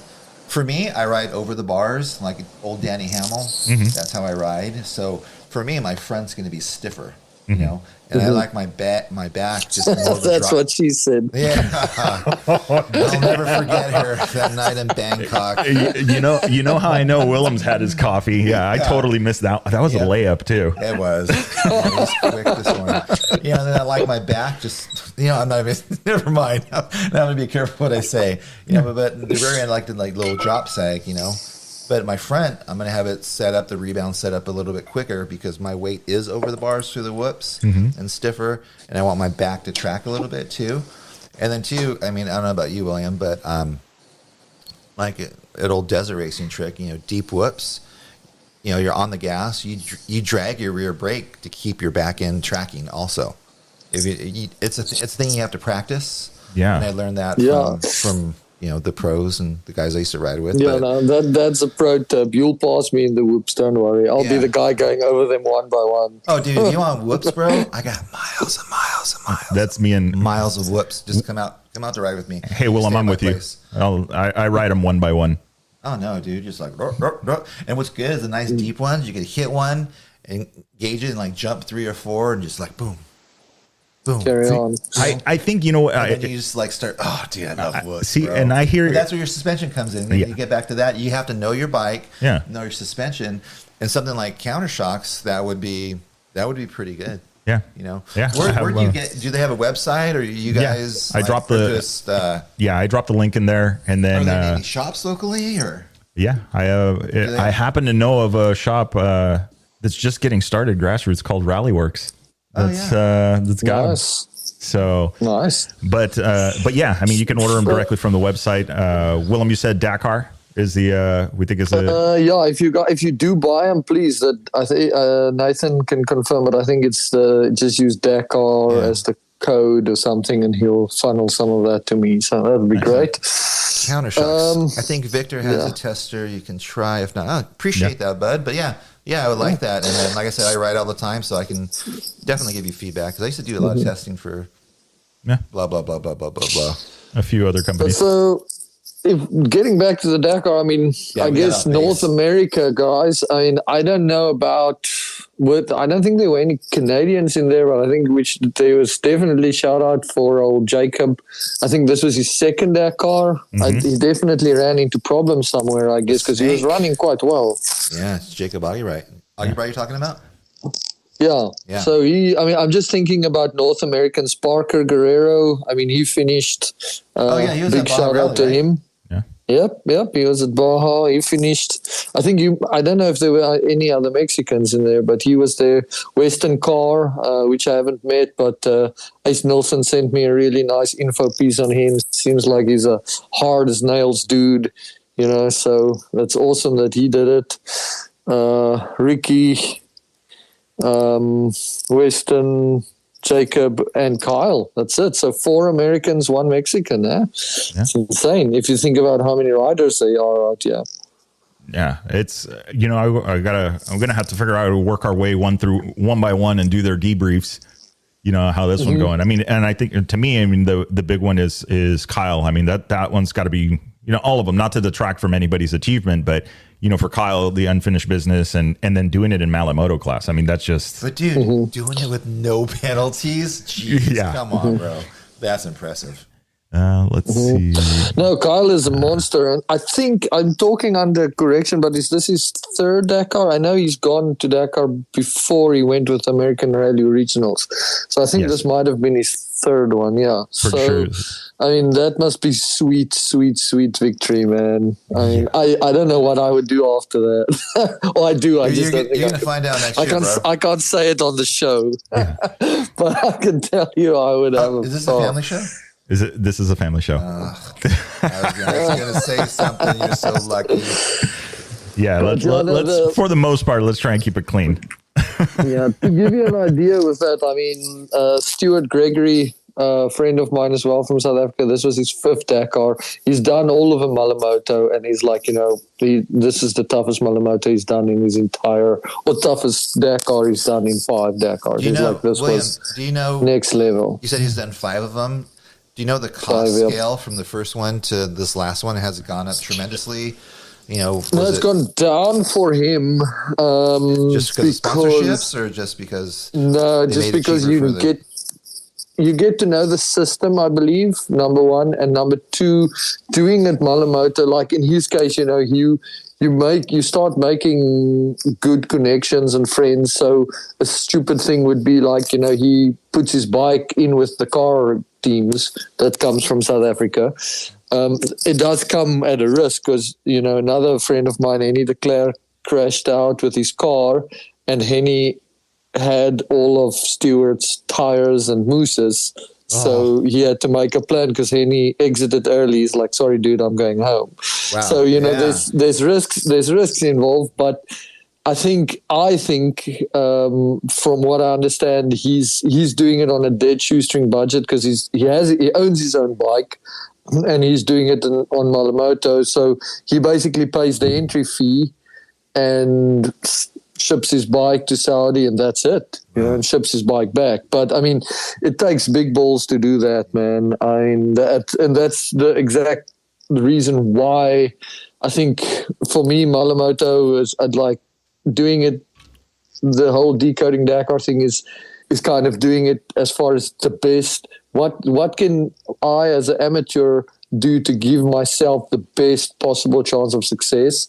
And that's not Malamoto. So maybe a follow-up Dakar might be, once I've done it, might be a situation of, okay, what's the cheapest possible way you can do Dakar?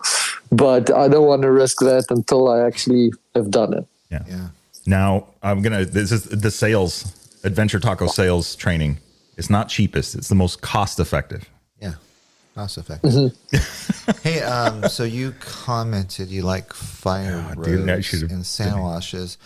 You have to take me to this. Have you been to Vic's house, William? No? Yes? No, I have not. No, I've only been to San Diego. So in conversations with Taco, I'm like, dude, you riding today? And he's like, bro, I'm on this road. I'm just going to go back and forth like all day long. I'm all, a road is, no, dude, it's kind of gnarly. It's got like these bumps, and I want to see this road today, bro. Was I on it in my truck? Is that the road? Yeah, you just got to go further. On the halfway point, those chatter bumps get pretty big. But they just graded it. The grader's over on the other side. So I'm not getting the full road. No, but actually, if we get some rain I think we're supposed to get some rain tomorrow or the day after. We could get some lawn chairs and go sit up on the hill and watch all these guys in their Subarus just total their cars. Every time drive Subarus. I didn't know guys drive Subarus. I thought there was a very specific stereotype tied to Subarus, but maybe not in California. No, no. It's because everybody with a Subaru in California that's got a WRX is Colin McRae. We are Colin McRae. And they always use this. We call collective Colin McRae. The collective Colin McRae. Yeah. Collectively Colin. So, but this graded road, I mean, honestly, this graded road is pretty rad. And for that kind of stuff, and especially when they grade, it's like as soon as they grade it, word gets out and everybody's coming through here. And then it rains, and literally, like, I could come home at any time of day and there's either a tow truck behind me or coming at me because somebody sent it into this. And I'm just like, dude, this road's never changed. It's always the same. It's sandy here. It's muddy there. Why are we having this conversation again? Like, dude, you guys should have this. The car should be able to drive it by itself. Like, it's just that burnt in. But I don't know. They do it, but it's the one for, like, if I want to test for loose bolts or like to verify that I forgot to torque down, like, say the pinch bolts on my 790. That's where I go to do to properly. Nice. That's my durability. I thought it was your training loop, bro. I don't know. I went in one in the same. I mean, I got a road book for it. I mean, it doesn't matter. There's lock gates everywhere. You can only go one way, but for reference points. You don't know that when you're doing the road book, though. That's the beauty of it. Yeah, that's very true. Yeah, I'd probably throw that for a loop. put a waypoint on the wrong side of the fence. Get yelled at. But nice. So, Willem, we've got to catch up. We've got another episode, right, of the Decoding Dakar coming up. Yes, there's so much happening since we've last spoken. I've done some really in-depth interviews with the ASO, trying to get to the bottom of this whole new point system. I've got great, interesting news to share there for you guys. And we're really pushing to get certain or North American rallies awarded more points because of the quality of the racing. That's a big discussion point of the ASO currently, so I've been busy with that. I've got some news as to what's happening in February and everything with my own Dakar qualification. We've got some feedback about flying with the air vest. That was interesting, but I made it back and forth, so we've got a good blueprint for anybody that wants to fly with it. And then lastly, I did a whole, at my training in South Africa, it was a scenario of I had to take my old bike, which was a 2012 EXCW or EXC for training that was built into a rally bike. And it kind of opened up the whole idea of, how obsessed we get with our bikes versus just going out and riding. This bike's got 665 hours on the clock. And it doesn't miss a beat. I'll get on it today. So there's a whole kind of mindset about do I save up? And I know you, especially Vic, you like to get your bikes 100%. Whereas I'm just like, look, if the thing has got wheels and it's turning, let's go. So there's that balance, But the funny thing is this old bike, I had such a great time because most of the days outside of Cape Town, there's a small dune field. It's not very big. And I was like, okay, for training, pretty much what you guys now describe, the whoops in the sand, just do the same stuff over and over and over. Even though it's a small area, you need to get fit. And but it gets remote in areas, and a lot of my friends are like, oh, you shouldn't be riding there alone. And it was so beautiful, and I think that's the whole thing about the community is like out of 12 days, I think 10 days every day I had somebody different come out and ride with me, which is great because you end up riding with somebody. But of all of these days, there was always some bike issue somewhere. But the old bike, I can't call it the Bomber because that's Nar's name. But, my old bike just, every day, it never gave any issues. And I was like, maybe we spend too much time on looking at our like spending money and effort on our bikes versus getting out and riding. So I think that's something we'll chat about as well in the next episode. But yeah, definitely there's so much going on with the Decoding Dakar stuff. I'm super excited to share with you guys. And I'm like so pumped for the year. We've got so much happening. I do think that this will be pretty much the busiest year in North American rally that we've seen up to date, Baja Rally's entries is going through the roof. I think it's going to be a huge party this year. Very excited. We're having a info call this coming Tuesday. So anybody that is signed up for for Baja, make sure you join that info call if you have any questions. Definitely. Yeah, I saw the email go out, and I think it's going to be interesting. I was poking around on it last night, and they're posted there. They just had their first round of entries complete. So yeah, it's looking like it's going to be a really good party. It's that rally this last year. It just felt awesome. There was a different. Nar. I don't know. I left after day one, bro. Yeah, but still, you're still there. You're still there. You have to be there. You have to enter. We got to see you. Yeah. So we'll get the Bomber will return. Dun, dun, dun, dun. Cue the Terminator music. Maybe I'll work. I think Nar needs to return. Yeah, can't you get one of these rally bikes from Dakar this year to come and do it, Nar? You don't have to struggle with an old bike. Johnny's got a couple up in the rafters, so maybe I can then let me take the Silver Bullet. We got one called the Silver Bullet. Ooh. It was the prototype, the Gen 2 or something like that. I don't know. Oh yeah, I did see that in one of my stories, probably. Yeah, in one of your stories, I saw it in the background, kind of pass. And I'm going, wait, that looks like. Yeah. Johnny's got a few rally bikes up on the wall. Ricky's got a practice bike, doesn't he? Yeah, but I mean, it would be cool. Wouldn't it? I think your New Year's resolution should be asking uncomfortable questions this year. Maybe that should be your goals. Like, see how far you can get by asking the uncomfortable question. You know, like for me, like, you know, I've resulted that, you know, this year's going to be the year that, you know, I'm just going to solicit strangers for money because I'm going to Dakar. Well, I'm like, sure it wouldn't be your first time, bro. Family show, guys. Family show. You know me way too well. Mm-hmm. I think that was worth 32 cents. What do you mean you're not going to pay me? Easy. So, I mean, yeah, I mean, that could, I mean, you never know. The answer is always no if you don't ask, right? So, you know, maybe we can practice this. Ricky, you know, I'm your huge biggest fan. And see, what you do is you got to do it so when you know he can't call Johnny right then and there, and then you tell Johnny that Ricky said, you just play mommy daddy. Yeah. You know? And then maybe you end up riding a, you know, an HRC. You said if it's okay, I can do it. Those are still HRC's bikes. Oh yeah, that's true. You got to give permission to go anywhere. I don't doubt it. I mean, they do let me transport them. Yeah. That you know, I do have that trust there. They give you the tracking device as well. I just might transport it to Baja. Yeah, I don't know. You can always go rogue. It's like, yeah. How come's Nars not with Honda anymore? Well, he took Williams' advice. Yeah.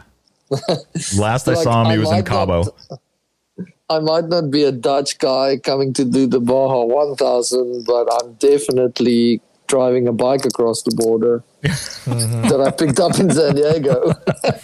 Oh yeah, I know, right? El Dutchy, that was crazy.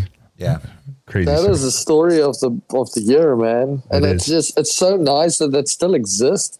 You know, because the bike manufacturer's biggest problem today is selling bikes to youngsters. It's like, here's this guy just showing us how it's done, like living the dream. Yeah, that's you know. Go travel, go show up, race, make it happen, and then go out and have fun. And he's still out here riding, I think. Hey, Crispy wants to go ride did robots. He never go back? He knows his mom's going to give him a hiding because I saw an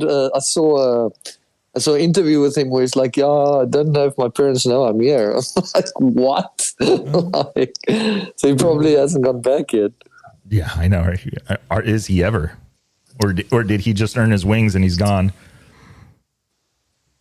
I have no idea. I think he's like a phantom, the Phantom of Baja. Just pitches up in weird places.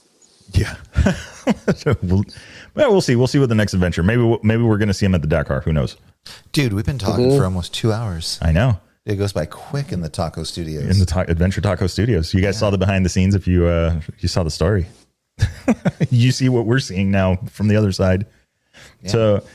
All right, Willem. So we're gonna go. Let's see, guys. Yeah, we got to get you. I'll hit you up after, and we'll get scheduled up for our next Decoding Dakar episode. I did drop your website in the chat. If you guys saw that there, I will do the other one. Thanks, because you have a pretty nifty device to help people get into rally. Oh, yeah, and you know what? The coolest thing happened. I mean, there's so much stuff going on. I just before we were talking when I was supposed to be working, but earlier today I actually had a meeting with our manufacturers, and you know, there's a lot of flack coming out of China, but you know, the similar to Cove or Cove. I mean, how do we pronounce it, guys? Is it Cove, right? That sounds very French. I think it's Cove, but we're just like Cove because we think a lot of people I've heard. People are saying Covey as well, but yeah, since we're in America, I think Cove is going to be the way to go. But as with Cove, you know, these guys that I'm working with are super, super kind of focused on, you know, transparency and having the means to actually address stuff quickly. Mm-hmm. And so when they came out with the 2,600 nit screen, I was just like, whoa, I am blown away. And I ordered a bunch, and I was like so happy because I was like, okay, this is going to be it. And I'd kind of broken my integral rule of, you know, test, because in my hardware development brain, I thought that all we're changing is the screen, right? What's the big deal? The device, the unit will still be still have the same reliability. So out of 10 units, all 10 screens gave me problems. Obviously, anybody who bought one of those, it's been replaced already. It hasn't been an issue. But we took what we learned in my hasty experience, and that actually addressed the issue. And, they're sending me, we'll have to get you one, Victor, hopefully. They're sending me 4 new units that is going to be like 100% made for bikes, and they all have 2,600 nit screens, which is super, super cool. I think Mike Johnson from Rally Comp is onto the right track though, and he's probably one of the most clever guys I know in the world, and he's like, you guys are fighting the wrong fight. It's not about the brightness. You can make it as bright as you want, it'll still glare. And he's working on a different type of display, and I think that he's going to be the one to crack the code. I don't have the ability to, first of all, I don't want to compete with anybody, but second of all, I've gone down the road of the brighter screens. I have to see it through. So yes, hopefully, hopefully when SoCal comes around, I'll have some test units that people can run that will be a completely new more purpose-built than the current one rally device that we've taken and learned from everything. But, the standard device that we have is bomb-proof, reliable, very visual. Nora Lee from Itchy Boots has been using one ever since first Baja Rally, no issues, traveling around the world with it. So I'm happy. I tell people that, use it as a training device as opposed to a racing device. And I think out of the American Rally group, that's also what's been coming out, is people are happy to train with it, but they still want to race on paper. And, that might just be something that is the reality. But my goal is to make it accessible to anybody. Question for you, Willem. Because I obviously make road books and been doing it for a long time, and I have a different way of doing it. And I'm a paper guy. So when I go out and test my routes to verify them, if something's wrong, or, I just pull off my cover and get my Sharpie and make a note. And then at the end of the day, hopefully I don't have that many notes, but if I do, I do. And then I go back on Rally Comp and make my adjustments on the route. How possible or feasible is it to have a tab where you can actually make corrections? Say, I'm looking at your site right now, and it's like 577.32 left through some houses. And it's like, oh, I should have put a tree on the right, or something's off. How feasible is it to make one to where you can just use a pin on the tablet and make a correction on there and have it take? It's so feasible that Really? that's how I make my road books. So you can write it on your road. You can't write it physically with a pen. You drop the pin and you basically put onto the pin or onto the description what you need. But I build road books as well as my other, let's not call it business, but the other, what I'm trying to as an income stream is to make road books for races. And so we do that in quite a few places. And my deal is that I pretty much guarantee the accurateness of the road book. But that's based on the fact that I have a pretty much a foolproof way of guaranteeing accuracy, and that is because of the fact that you're using technology. When I saw that clip of there was a whole clip about the Dakar guys, how they make their road book. I almost had an aneurysm. I was like, these guys are driving the route and they're making notes on paper. And, it's my whole ethos is the more you want to take the options for failure and the options for mistakes out of it. And that translate to data, right? Because all a road book is a data set. So the more automatic input you can have in the data set, the less chances there are for human mistake. So while road books will never ever become completely automated, with the right technology, you can make, I cut down my road book making time by half by using technology.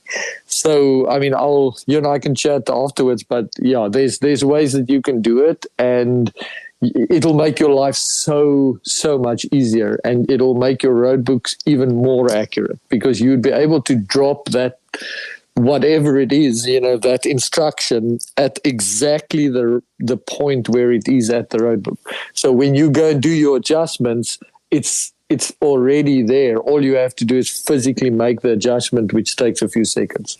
Nice. Yeah, and that's I saw that at Sonora with these guys. They showed me the software that they use to create the road books. If I remember correctly, it's still called River Notes, and it's basically Microsoft Paint, and it's just it's super like I was blown away by. I'm like, why don't you guys use, why they weren't using Rally Navigator? And then I saw later on after the event, I saw a conversation by the Rally Navigator crew and one of the guys that used to work with the ASO. That was his last event with them, and they're showing it to him, and he's just like shaking his head in awe because of how much faster and how much simpler it is to make a road book on Rally Navigator. So I've got I'm working on a video for that already, here's the most basic road book making, right? And you can get as fancy as you want. I mean, we saw some of the notes that they had in the stage briefings this year. Then you're like, dude, if you haven't been riding road books, you would never understand what's just visually. You just visually check out. But I don't think a lot of people understand that road books are actually pretty simple. You can make them as complicated as you want, and we've all done it. We all come from the era of, totally getting dated right now, but the era of, Yahoo Maps, and you print out the instructions to get to the place that you needed to go to. And, at one point or another, whether we like it or not, if we were driving and growing up in that era, we actually navigated a road book, quote unquote. I mean, it's not really what we see now, but it's pretty much the same thing. 2 miles, make a left. That's the street name. Well, instead of a street name, you've got 2 houses, a tree, might as well be the street name. But that's what I love about it, and that's exactly what you're saying, Victor. Is you can make it as hard or difficult, so hard or easy as you want, based on the information you choose to put in. I'll give you an example. I have a road book that's 46 kilometers long, and it's the same road book, but one road book has got 127 notes in a 46 kilometer stretch. And for exactly the same one, I can cut to almost 50 notes. But the difference is the 50 notes one is you're gonna be an advanced navigator, and the 127 note one, you're gonna be a beginner. Yeah. And that's what I love about it. You can take one data set and you can tune it to, for the beginner you put the street name, and for the advanced guy you give the cap. And that's what I love about it. You can fine tune it whichever way you want. But it doesn't seem like the French or the ASA has figured that one out yet. No. Well, hopefully soon. I mean, it'd be crazy to see how fast they start making road books, and then they just end up making them longer because now they can write more notes per day. Maybe, Nar, if you and I go to the ASO and say, listen, we're not French, but we can cut your roadbook making time in half, which means you can make the entries cheaper. What'd you say? Yeah. Because I think a big part of what we're paying for is the fact that there's a damn team out there riding trucks for pretty much probably months on end to make road books, which they don't need to do. We could actually bring down the cost of Dakar for I don't people. know if they'd bring down the cost. They probably pad their pockets and be like, oh, we deserve the extra money. We're going to keep it for all these years. We're not French enough anyway. They'll never. You guys know that's the MO. It's the official policy, right? The Dakar will not do business with anybody that's not French or a French company. You guys know that? No, I do now. I did not know that. That's why something like those, those trunks, the Pierre Henry, the Malamoto trunks, it's only a company in France that makes them, and you only can buy those trunks from Pierre Henry, and that's it. You're not allowed to use any other tote or trunk. You have to have those trunks. That's also why they're only using ERTF. That's only why they have all the rights for the TV, all of that. As the ASO, their mandate is to do business only with French companies. Only within their companies. Interesting. Wow. Very interesting. I did not know that. Unless we start a French company, maybe we should ask Luc Valentin to start a French company, and then we can start do business with them. Yeah, for sure. And Adventure Taco International, ATI. Dude, that's got a pretty good ring on it. I mean, we already are. Just start the whole conglomerate, Chasing Waypoints just happens to be a part of it. Nice. Awesome. Well, we'll let you get going. We got to wrap up this live stream. We're getting to the end, and it's breakfast time, man. Dude, I'm hungry, bro. Guys, it was so great to chat. And Victor, thanks, and Nora, thanks for all the work you guys put in. I think so many people benefited from following the Dakar this year with everything you guys did. So, making Dakar more accessible every year is a big deal. If somebody asks me, well, how do I get into it? I can't find any coverage. I'm always just like, listen to Chasing Waypoints, man. It's there every day. And I think the consistency, I think all of us will take a nice break at the end of this and be like, I'm sad it's over, but at the same time, it's like, oh, I don't have to post tomorrow's route. People don't realize how much work you guys put in. So, thank you. I know it's pretty much a full-time job for no pay behind the scenes. So thanks for that. Yeah, no, I appreciate it. And tomorrow morning when I wake up at 3:30 in the morning and I pick up my phone and I don't see any stage alerts, I'm gonna go into withdrawals, I guess. I don't know. We'll find out. Nice. Cool, well, guys. Thank you, sir, thank you so much. And Victor will catch up. Nar will catch up. I'll have to come and show you how that software works. But it'll change your life. Yeah, good to talk to you, bud. Awesome, cool, man. Thank you very much. Well, thanks. Be well. Peace out. Thank you. All right. So that was Willem Avenant. Yeah, cool. Very nice. Dude, we're literally, where are we at here? Let's see. Where's the timer? 2 hours, 7 minutes, and 15 seconds. You gotta go, bro. Yeah, it is time to go. All right, guys. Appreciate everybody tuning in and saying hello. And everybody, Chris B, yes, we can chat. I don't know. Send me a message on Instagram at Chasing Waypoints, and we will start to connect because it is game on. Dakar hangover is a real thing. I'm probably going to need a couple of days to to get back into the norm. But it's time to get a bike ready. We've got SoCal Rally coming up. We've got Battleborn Rally coming up. I got to call Kent. I know. It's time to talk to Kent. So a lot of things that are going to be happening this year, and we got to get ready for them. So we'll be working on that as much as we can to try and bring as much information as we can to help make it easier for people to get into this. It's not interested in those counter shocks. And the counter shocks, yes. Yeah. I want to try that and then give you feedback and give them feedback and see. Yeah, absolutely. Really interested. Just looking at the website and what he has set up, it looks interesting. There's a lot of like in your bike too. So yeah, it's pretty. It's not scratched. Yeah, I guess I don't ride it enough. That's good. All right. Anyway, all right, guys, take care. We will see you guys in a few days. Stay tuned. You guys will, if you're following along on the podcast, this is recording as well, so you guys will get a chance to hear it on the podcast side of things. If you're on YouTube, you'll get to see us on here. And don't forget, and then hit the Q&A section. If you're on Spotify, if you're on any of the other platforms, feel free to hit me up on Instagram, and then you can always add your comments here on the live stream. And I hope you guys enjoyed it. It was the 2024 Dakar Rally. Very awesome to see everybody competing and making it happen. Again, hats off to Ricky Brabeck, putting in the work all year, making it happen, getting that top podium spot. Kyle McCoy bringing it home, top 10 in the Malamoto class. Very well done. Jacob Argybright out there putting in a hell of a show and still making it happen, riding a pretty much a development bike. I mean, I see it. So very well done to all the guys, everybody that participated. Very awesome to see. So we will see you guys. We'll see you guys shortly. Yeah. I'm not even going to say when because it's going to be soon anyway. All right. Peace out. See you guys.